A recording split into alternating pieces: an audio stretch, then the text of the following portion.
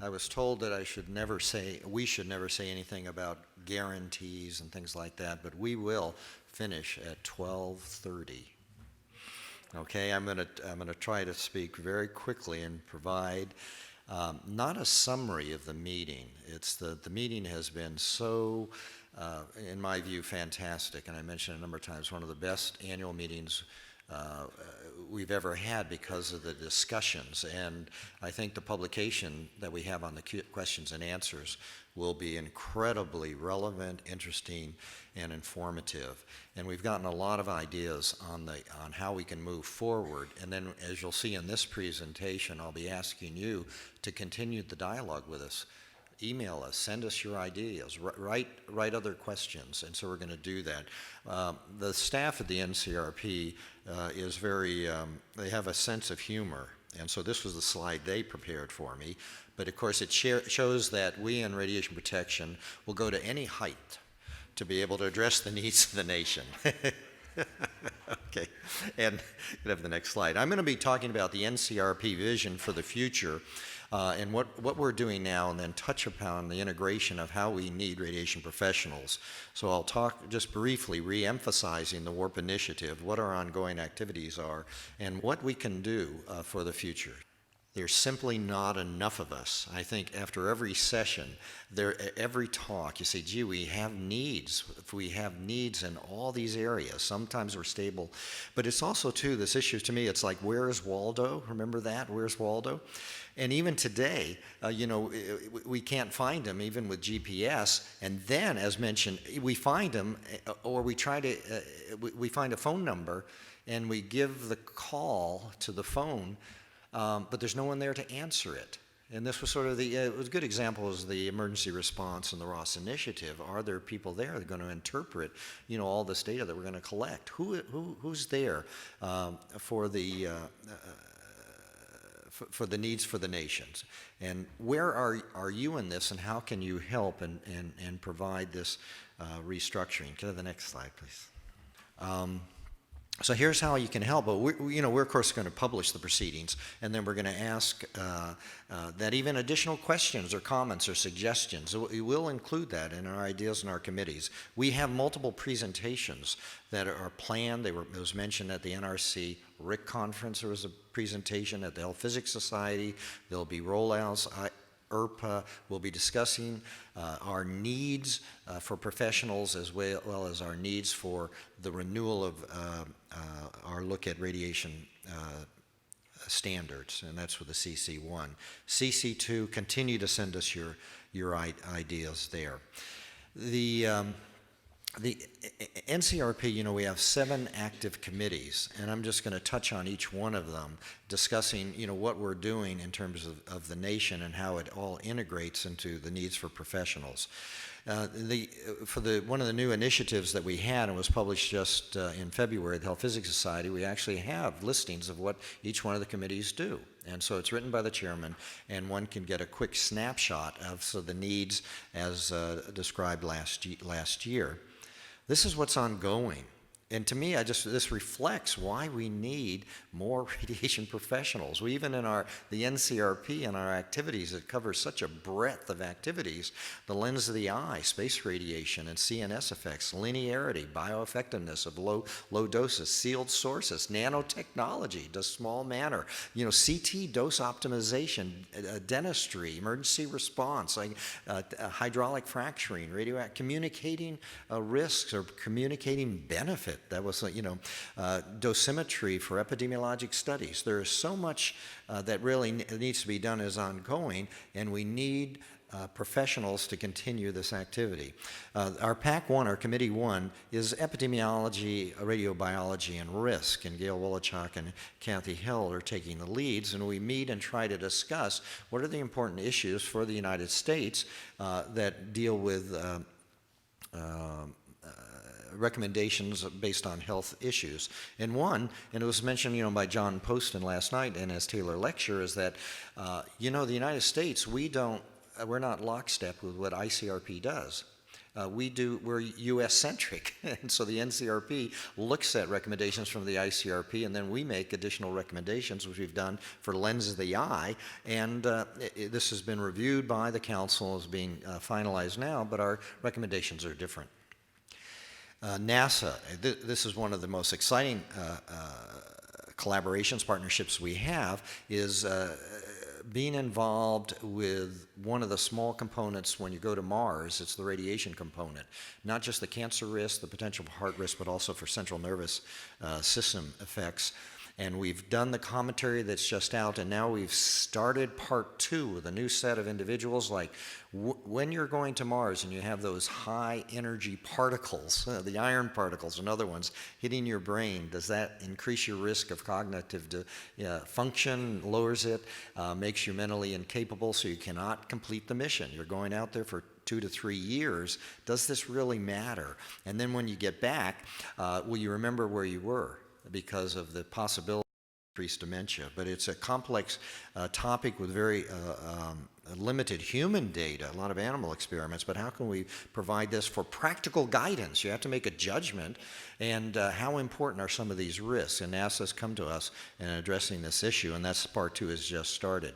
Well, you all know that LNT has been the basis for radiation protection for many decades, 40 to 50 years.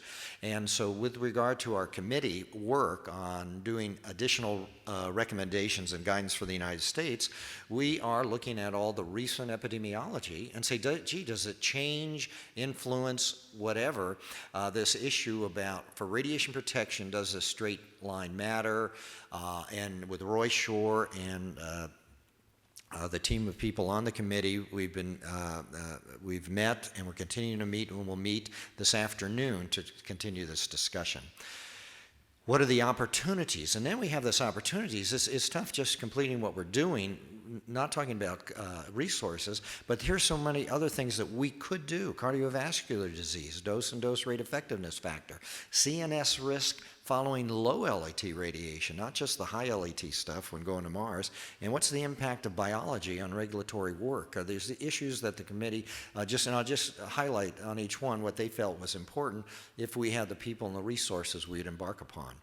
PAC 2 is our boots on the ground, operational radiation safety. Kathy Pryor is our leader, and practical issues in terms of occupational radiation safety. One of the reports will be out this year is the radiation safety of sealed sources, and so that'll be completed. This was an ongoing initiative. Also, nanotechnology. Does smallness matter? Does radioactive small particles, in terms of health protection, does it make a difference? Are there monitoring issues? What are the issues involved with small particles? This report will be coming out, going through the review process, this year. Is chaired by Mark Hoover with an international group.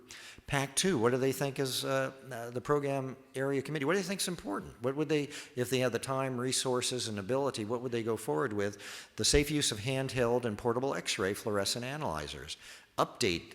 A lot of the NCRP reports we have, they're wonderful 20 years ago, but the world has changed. I'd like to update. Number 57, instrumentation and monitoring methods. And then radiation protection guidance for industrial accelerators and irradiators. These are things which our committee, here in the United States, we feel that these are important. These are gaps where guidance would be valuable, for the country. PAC 3, one of our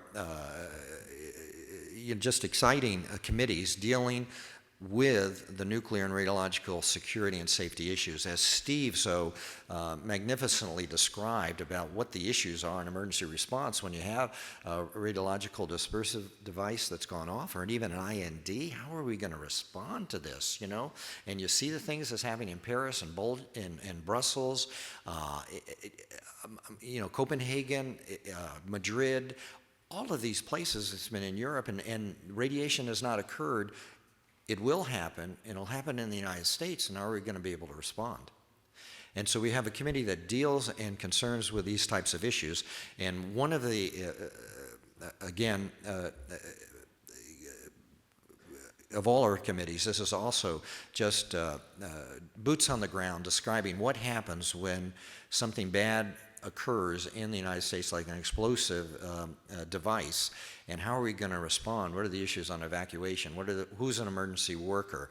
How do you define them? What about the bus drivers? What about triage? All this. This is the issue now that on dosimetry with regard to this, and it was generated by the state of New York and the city of New York feeling that they've been a target.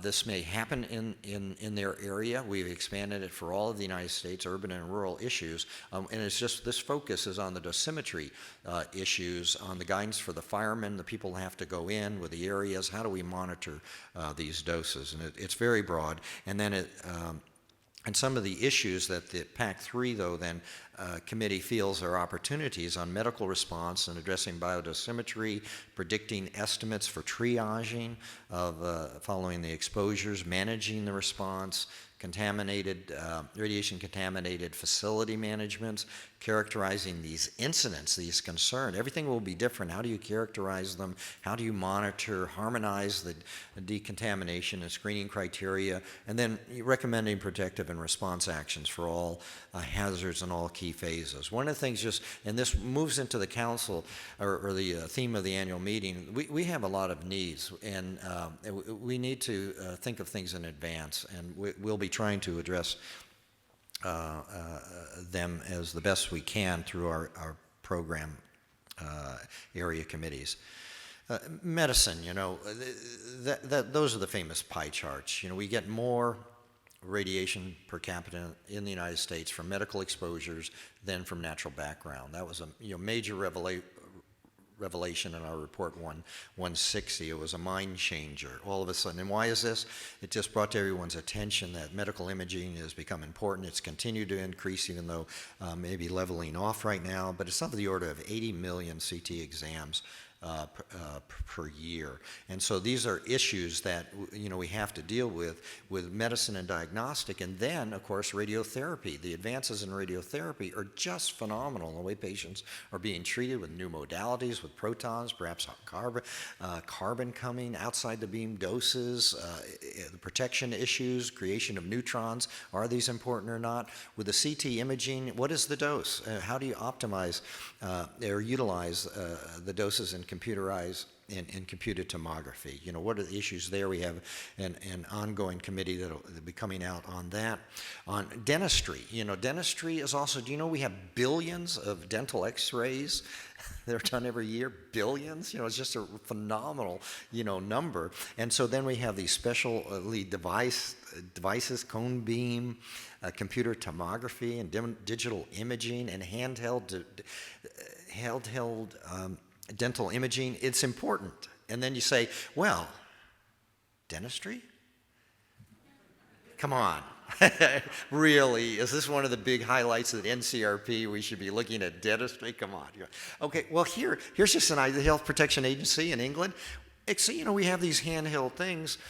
Just on the multiple exposures, they can estimate on some of these imports from China, 40 sieverts. For those of you who don't recall, sieverts is 100 rem. That's 4,000 rem, equivalent dose to the hands, and about effective dose of 30 millisieverts. This is rare circumstances from these unregulated machines, but some of the dental exposures, even to the operators, there is this concern that one could get even large and meaningful exposures in dentistry. Don, was fantastic in terms of describing the medical needs and so many medical needs in terms of emergencies. And one of his initiatives was partnering with the RSNA in doing the refresher courses. And it was just such a wonderful title. And this is for the physicians, the people in the hospital. An event occurs. And like it or not, the radiology professionals will be in the hot seat. They'll be the ones where the patients will come, they're radioactive or not, or they'll have to deal with, they'll be the, before a Ross comes in, they will be giving guidance to patients, hospitals. They'll have to know where the toolkits are, what happens to them. So we've given a course at RSNA this past year, and it was so well received that we're doing it. They asked us to do it again this year. And the Radiological Society of North America is the largest medical organization meeting, I believe, in the world. So it does have an opportunity to reach out and provide this instruction and guidance on what's there. The PAC-4, they had about 2 or 3 pages of opportunities. I mean, it was just what could be done.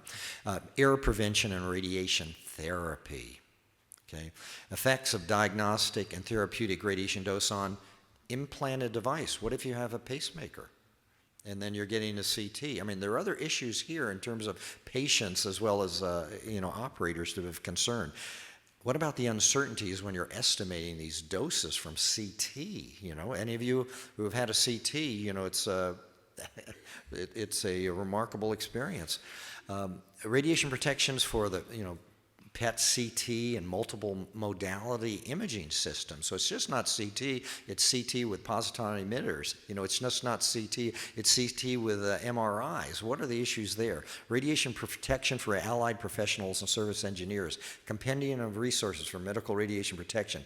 Cancer survivorship. This is an interest to me. I've spent over 20 years in survivorship research on children who've been treated with radiotherapy and chemotherapy and lived, and the quality of life afterwards. What are the issues we got of outside the beam doses to other organs, and the risk not there immediately but then later in life? It's an important issue. We have so many cancer survivors, those that have been treated with radiation, and they're living 20, 30, 40, 50 years from what are the issues involved with that? PAC-5, environmental radiation and radioactive waste issues. S.Y. Chen and Bruce Napier amidst the committee. One of the initiatives that was ongoing that was so effective is our TENORM initiative, led by Bill Kennedy and also with John Frazier, where we're trying to address the issues that the states need help on this radioactive sludge that comes with hydraulic fracturing. When you do all that special non-conventional drillings for natural gas and oil, when it comes up, and there are ways, and there's a lot of enhanced radioactive material, radium and polonium and things like that. And what do you do with it? What are the standards? And you don't want to drop it in the water streams. You don't necessarily want to put it on the rural roads. What are the issues? Now, what the issues that are concerned for the states is there's no federal guidance for these types of materials. The federal guidance does not go to naturally occurring radioactive materials. So the states are on their own, the agreement states, to actually put this stuff together. So they've come to the NCRP to say, can you help us out and provide guidance that we can at least look at for a uniform approach with regard to the management of the radioactive issues in TENORM. What are the initiatives for the PAC-5? Well, the follow-on work. We just completed this past year decision-making for late-phase recovery from major nuclear or radiological incidents. And the focus when this was started off, it was for an IND, an improvised nuclear device. And then during the proceedings, how we changed, then Fukushima occurred. And all of a sudden there were additional issues. So it took us a little longer to complete this, but we tried to be then current about what are the issues essentially after the first responders go home with the late phase response. And this is now what was being proposed by PAC-5 as a continuation. We have other issues then. What about waste management? We have wide areas. Then, we've saved the lives, we've done what's appropriate, and then we have various levels of radioactivity everywhere, lots of it. What do you do with it? What are the issues you have to deal? What are the guidance that might have? A report on radioecology, characterizing radionuclides of interest to the regulatory rulemaking. Part of that is we have a lot, really need NCRP documents on tritium in the environment and other radionuclides. What about, but they're 20 and 30 years old, and there's a lot of new knowledge, new science that we can then update some of these radionuclides that are particularly of interest for public health and regulatory rulemaking. Radiation measurements and dosimetry. The NCRP, or the National Council on Radiation Protection, and measurements does not get the play that it really should. It's such an important component of all that we do as radiation professionals and decisions we make on measurements and doses. And so Steve Simon and the team continues with issues there. Now, it's so important these issues, I thought I would go through a little bit of the physics, if you wouldn't mind. I know it's a little bit late, and okay, got you there.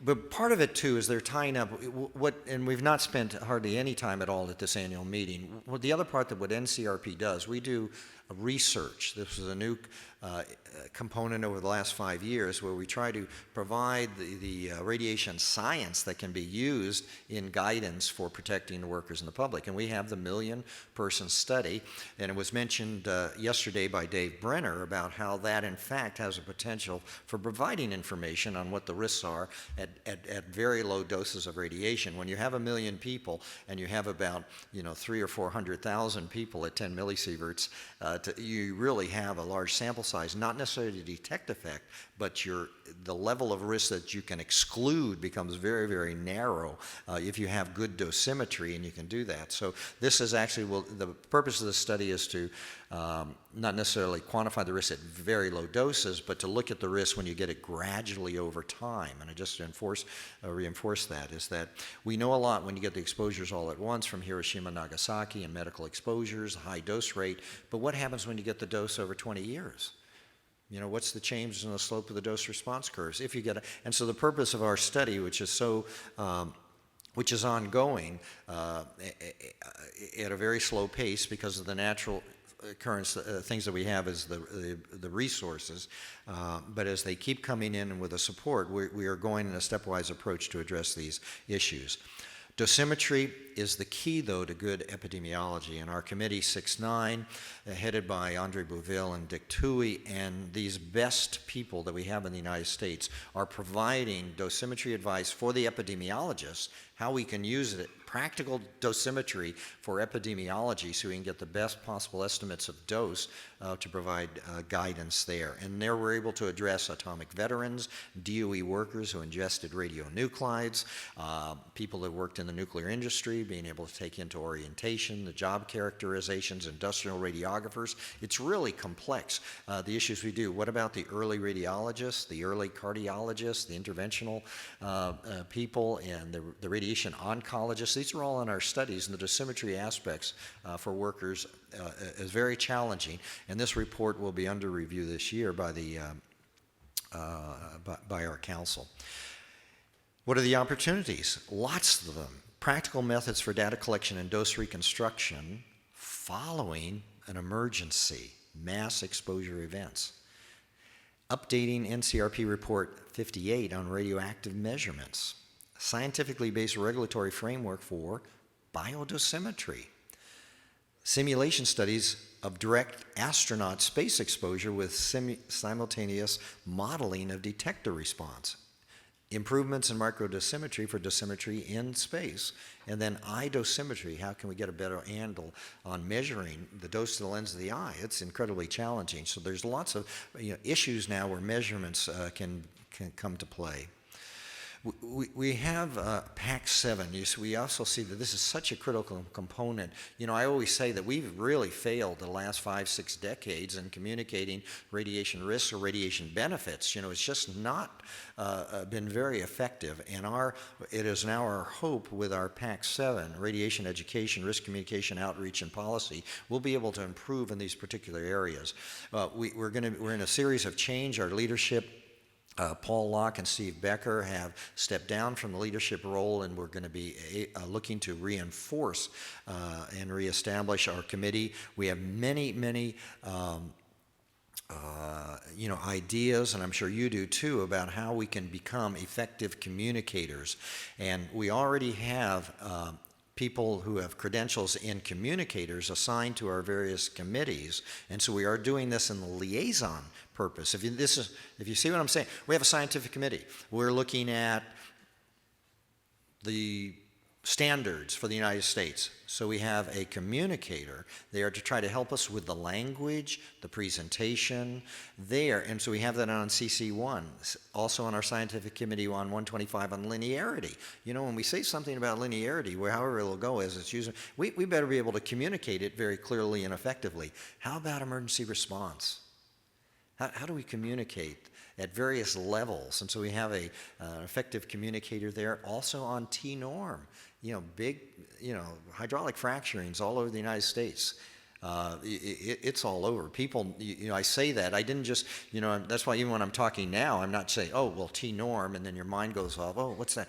Technically enhanced, naturally occurring, what is that? But if I say hydraulic fracturing and oil and gas, you know what I'm you know what I'm talking about. And there is radioactive material there, and there's a need for good communications. We have a communicator, a specialist there who's assigned to it. So this is the liaison activities as we're trying to better communicate. But we need to have, it's interesting with NCRP, chartered by Congress, 1964. We're your national council. The first line in our charter, point number 1, deals with communication. It's the delivery of information for the public good and public protection. And this is what we're supposed to be able to doing, not just do a scientific report, but also then, communicate the meaning for it. And then there's recommendations on our reports. Our reports are incredibly knowledgeable or valuable, particularly if you're knowledgeable in the field. So we need lay summaries, communicate. We'd like to have a communications fellow for NCRP, psychological effects of radiation, the fear of radiation. That's such an important thing. We can address that. That's what's really happened at Fukushima, too. The fear of radiation is causing more health problems than these theoretical possibilities of this low-dose exposure some years in the future. Comprehensive and structured approach to communicating radiation ideas. CC1, this is our coming to the United States right now, coming back. We're updating 116. There's such an array of guidance that could be helpful for the agencies that are redoing things or considering different ways of standards and guidance, and we're looking at the entire picture things. For the first time in our last report in 116, we had 2 sentences on medicine. 2 sentences. And so now we'll have a whole section on medicine. We had nothing on environment, nothing. Now we'll at least start addressing it. So there'll be new things, and then a reinterpretation of issues in today's changing world, and then looking, of course, at what the ICRP has done. Meeting the needs of the nation, this will continue. We've got issues. And one of the things this reports, I love this slide on the warp drive, but the real key thing here, exit only. Exit only. So the people we're getting older, we're retiring, we're dying. So it's really sad. And is it just a one-way street? And is there anyone coming in to help us? And all these very many issues, not just emergency, but just that struck home just of the many things is that what if we collect all this radiation data? It's really phenomenal. Who's going to interpret it for the mayor? So you're going to have all these brilliant people, but do they know the difference between a becquerel and a mackerel? Really, it's just how can they put that into use? But we're going to continue on with this approach initiative. Stay tuned. So failure to plan is planning to fail. Those who can't remember the past are condemned to repeat it. And then sort of going off on Yogi Berra, if we wait until it's too late, it will be too late. Let's do something now. Come on, and so we've got to do something. We're going to have action items, not just statements and things. We're going to meet with the agencies. We're going to try to do the best we can. And of course, as all of you and then the Council in the United States, we get by with a lot of help from our friends. It's the only way we can do it. Is that we got to come together, whether it's circling the wagons or not, but then just getting together, doing the best we can with limited resources, try to meet the needs of the nation. Thank you very much.